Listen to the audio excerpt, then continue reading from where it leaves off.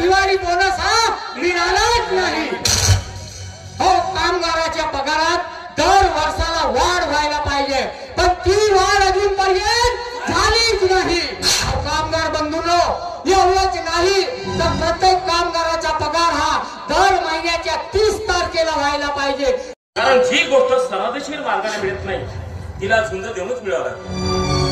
कामगार बंधूंनो, तुमच्या मागण्या अगदी योग्य आहे, परंतु त्या मागण्या मिळवून देणं माझ्या तरी अधिकारात नाही, कारण मी देखील तुमच्यातील जे घटक तरी पण कापड मिलचा मॅनेजर ह्या नात्याने मी तुम्हाला खात्रीपूर्वक सांगतो की सदर मागण्या मिल मालकापर्यंत पोहोचून त्या मिळवून द्यायची मंजूर करण्याची शिफारस मात्र मी नक्कीच करेन। काय कामगार बंधूंनो, हो या कल्पेश बाबूच्या शब्दावर विश्वास ठेवायचा? मला वाटते दादा, विश्वास ठेवायला काही हरकत नाही। ठीक आहे कल्पेश बाबू, आम्ही तुमच्या शब्दावर विश्वास ठेवतोय, पण जर का आम्हा कामगाराचा विश्वासघात झाला ना तर याद राखा, ओ याद राखा, गाठ या कामगाराशी आहे, समजला? हो, काय बोलतात मी कोणी? हे बघा, अहो मिल जर चालू राहिला तर त्यामध्ये माझं हित आहे, तुमचंही त्याच्यामध्ये माझं हित आहे।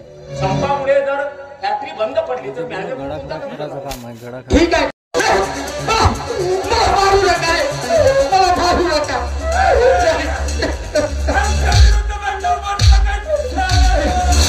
अरे वाचवा, अरे वाचवा रे, कुणीतरी वाचवा मला, अरे धावा, वाचवा रे, वाचवा, कुणीतरी वाचवा रे मला। नाही नाही नाही नाही नाही नाही मला,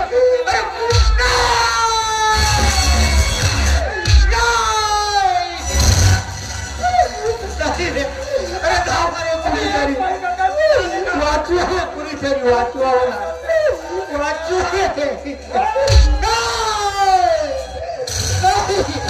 नाही रे, नाही, सोडा रे मला, सोडा मला, मारू नका। काय चाललं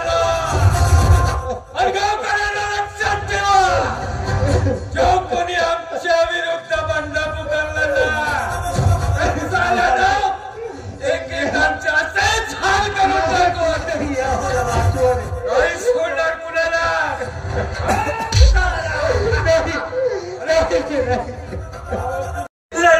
आमचा गुन्हा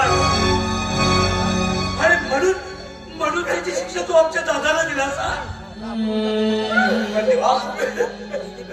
तू किती निष्ठुर झालास, क्रूर झालास, तरी आम्ही आमच्या दादाला वाचवण्यासाठी शक्तीचा प्रयत्न करू। हो, आम्ही आमच्या दादाला काही होऊ देणार नाही। आमचा हित जोपासणं आमचा घरादेव आमचा दादा आहे, आम्ही दादाला काही होऊ देणार नाही। हो दादा, आम्ही तुला काही होऊ देणार नाही, आम्ही तुला दवाखान्यात घेतो। चला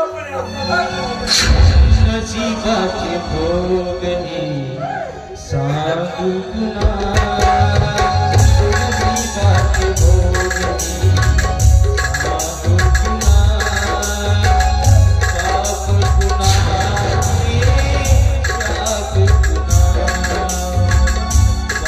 पुन्हा, साप पुन्हा, साप पुन्हा, साप पुन्हा, नसीबाचे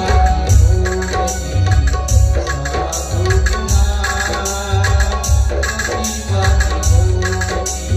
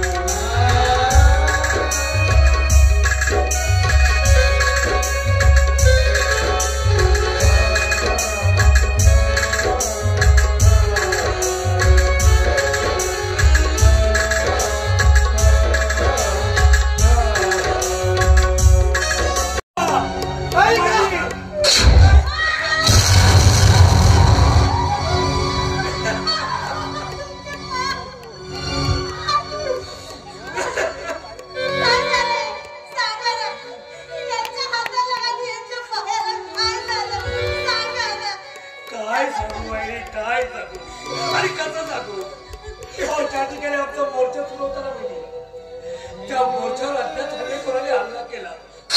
त्यांनी हल्ला केला आणि तुम्ही भागुबाईसारखे पळत निघाले का? होय वहिनी होय, आम्हाला पळावं लागलं कारण त्यांच्या हातात होती शस्त्र आणि आम्ही मात्र निशस्त्र आणि म्हणून त्याचा सामना करण्यासाठी आम्ही पळालो.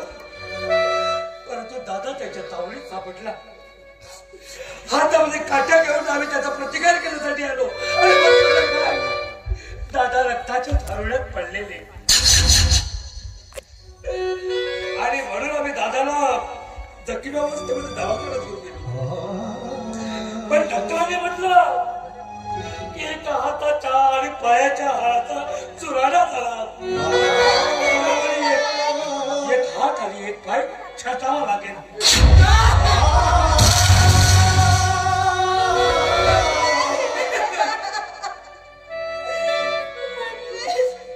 म्हणजे माझे श्री आता कायमचे अपंग झालेत.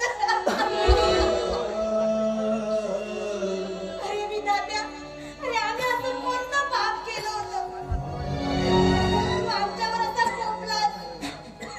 आमच्या पत्री 18-20 दारिद्र्य दिलंच दिलं. शिवाय माझ्या श्रींना कायमचं अपंगत्व दिलं. आता सांग विधात्या, सांग. अरे आम्ही कोणाच्या आश्रयाने जगावं रे? कोणाच्या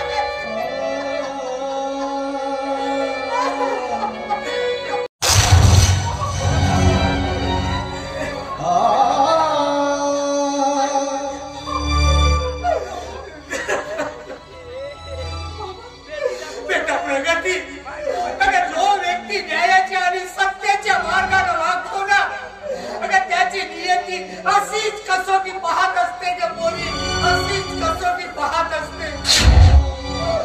पण मुलीची काळजी करू नको ग. अगं सगळं काही व्यवस्थित होईल ग पोरी, सगळं काही व्यवस्थित होईल. ते सगळं तर ठीक आहे, पण या कुटुंबाचा गळा एकटीने कसा ओढायचं? आई तू पुढे चिंता करू नको. अगं मी आहे तुझी सोबतीला. मी करेन 10 घंटे धुणी भांडी आणि माझं शिक्षण मी पूर्ण करेन. नाही, अगं नाही प्रगती नाही. अगं मी या गावात जमेल ते काम करेन. अगं वेळ प्रसंगी या गावात भीक मागेन ग पोरी, भीक मागेन. पण तुला 10 घरची धुणी भांडी नाही करू देणार ग पोरी, नाही करू देणार. नाही हो. मी माझ्या उघड्या डोळ्यांनी तुम्हाला या गावात भीक मागताना नाही बघू शकत. नाही बघू शकत. जानकी, जानकी मला उघड्या डोळ्याने भीक मागताना नाही पाहू शकत ना? अगं नको पाहू, पण जानकी एक ध्यानात ठेव. अगं मी जरी शरीराने अपंग असलो ना तरी मनाने अजून धीर गंभीर आहे ग जानकी, धीर गंभीर आहे. नाही हो, नाही. मी माझ्या संसाराचा गाडा ओढण्यासाठी वाटेल ते प्रयत्न करेन. हे परमेश्वरा, माझा संसार पुढे ओढण्यासाठी मला ताकद दे रे, मला ताकद दे. देवा देवा देवा देवा